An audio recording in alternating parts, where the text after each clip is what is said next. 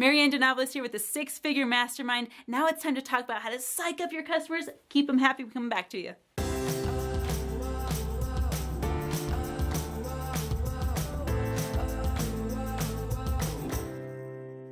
So you're in a really good place. You got customers. So how do we keep them?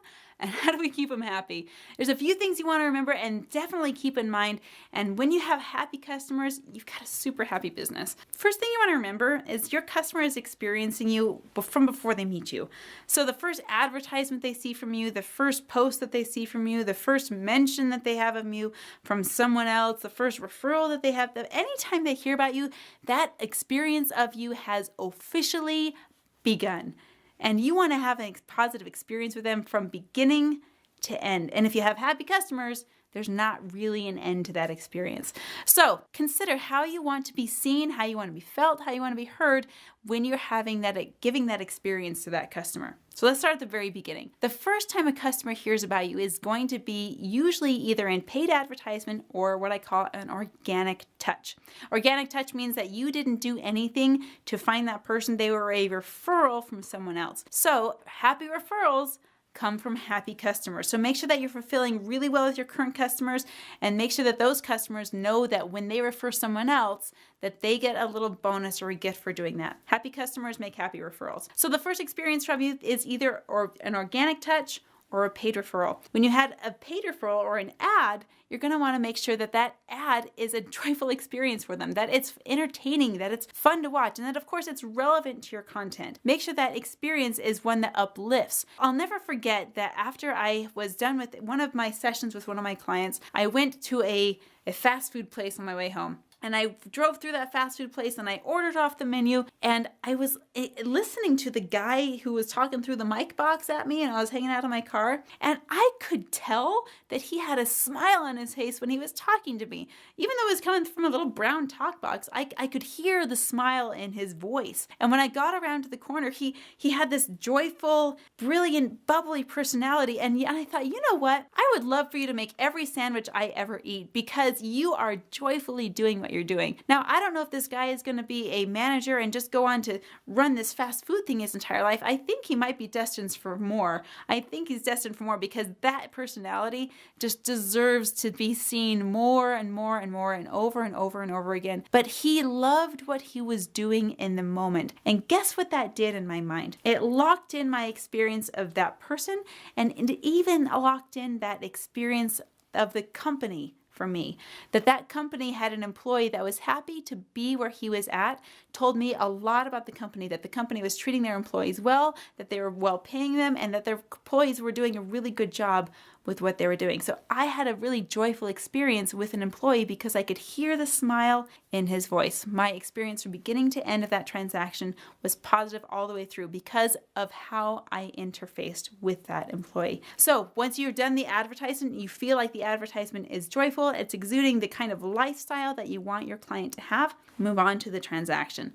Now that transaction may or may not take place. That client may or may not choose to invest in what you have to offer. Either way, now listen to this. Either way, you want the experience to be a positive one. This is where most people really mess things up. They get really super conditional with whether the client's going to sign up with them or not. And they say, great, if you're going to sign up with me, super awesome. I'm going to feel great and I'm going to celebrate that. But if you don't sign up with me, I'm going to be mad and tell you should have signed up with me. And I think that I don't know what I'm going to do with you. And it just turns into this really super negative experience. And that's because the person is conditional. Now, think about this. What kind of review or reference is that client going to make if you don't keep the same energy no matter what they choose? If they have had this really yucky perception of you, like, oh, they shifted and something weird happened when I said no, it wasn't a fit for me, and they got all bitter and stuff. What kind of message does that send? I mean, it's no secret that message sends, oh, I have an agenda and you're just a number to me, and it doesn't, do me any good if you don't sign up with me. And it's all garbage. I have a hard time even replicating it because it is so not how I am used to working. What I call that is being conditional. You want to get unconditional with no matter what your clients choose. If they choose to purchase with you, if they don't choose to purchase with you, guess what your reaction gets to be either way? It gets to be this. Awesome. Great. I'm glad you made the right decision for you. If they sign up, if they didn't, it's a beautiful experience either way. And guess what happens? Remember The Miracle on 34th Street, that movie that we only watch at every Christmas time, made years and years and years ago? The Santa from that movie actually made references to the parents to tell them to go shopping at other stores because maybe they could get a better deal on a certain product elsewhere. Now, one of the department managers was really flustered about this and said, if you don't tell people that they should only buy here, we're going to lose money. Now, that's scarcity talk. That's scarcity, and that's a negative experience talking. But the head manager took a bigger perspective. The owner of the store took a step back and said, now let's take a look at what is really going on here. We've got a Santa with a line out the door. We've got people coming to our store, leaving other stores to come to our store because our Santa is providing a positive experience. They trust the Santa. They know that the Santa's going to tell the parents where the best place to get it is, whether it's at our store or whether it's someone else's. So I'm actually okay with this Santa making outside references and doing what's best for the client. And really, that's what the client's picking up on. That's the bottom line. I want you as an entrepreneur to remember this. If you can cement this in your mind, your success is inevitable. Cement this in your mind. I mean, write it down in Sharpie on the wall next to you, but just don't get me in trouble for telling you to do that. So here's what I want you to remember. I cannot know what's best for another human being. You got it? I'll say it again. I cannot know what's best for another human being. They get to choose that.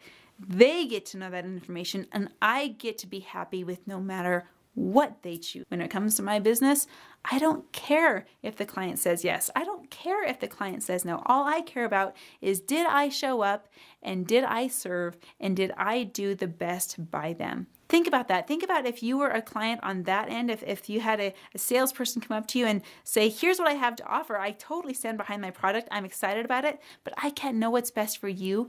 You get to make that decision. As a client, I trust that. I say, oh, you're not trying to push anything on me. You're just telling me what you have. You're saying it may or may not be best for me. I get to pick what that means. Maybe I'll come to you with more questions on recommendations. You'd be surprised at what happens when you can show up in that kind of energy with your clients. So be positive. Let them choose. Let them be aware of what they need and let them go get it wherever it is. Another way to keep your customers happy is to ask lots of questions. Now, don't drill them. Don't go into interrogation mode with the creepy light and all that, but ask questions relevant to the talents that you can provide. Think about it this way. If you're a photographer, for example, your client is coming to you and wanting to get beautiful images of their family. Go above and beyond as a photographer, because as a photographer, you may be thinking of things that your client hasn't even considered. Think about asking your client, where is this image going to hang? Does it need to be portrait? Does it need to be landscape? What is the color of the decor where this image is going to hang? Because you want to be dressed to match the decor where the picture is going to go.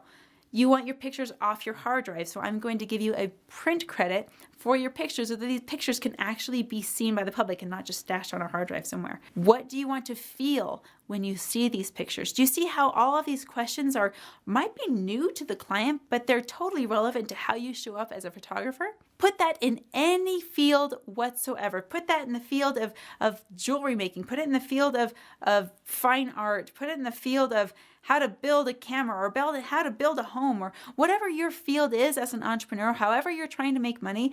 If you can think of the questions that your customer hasn't even thought of yet and allow them to answer you, not only is it going to create amazing experience for your customer, but they're going to be so thrilled that you thought of that they're going to take an extra step to make sure your experience is positive as well. Having an extra positive experience from your client and an extra positive experience toward your client, that creates happy customers, which creates happy referrals, which creates even more happy customers. Comments below. I want to know what psychs you out about your business, what brings most joy into your world.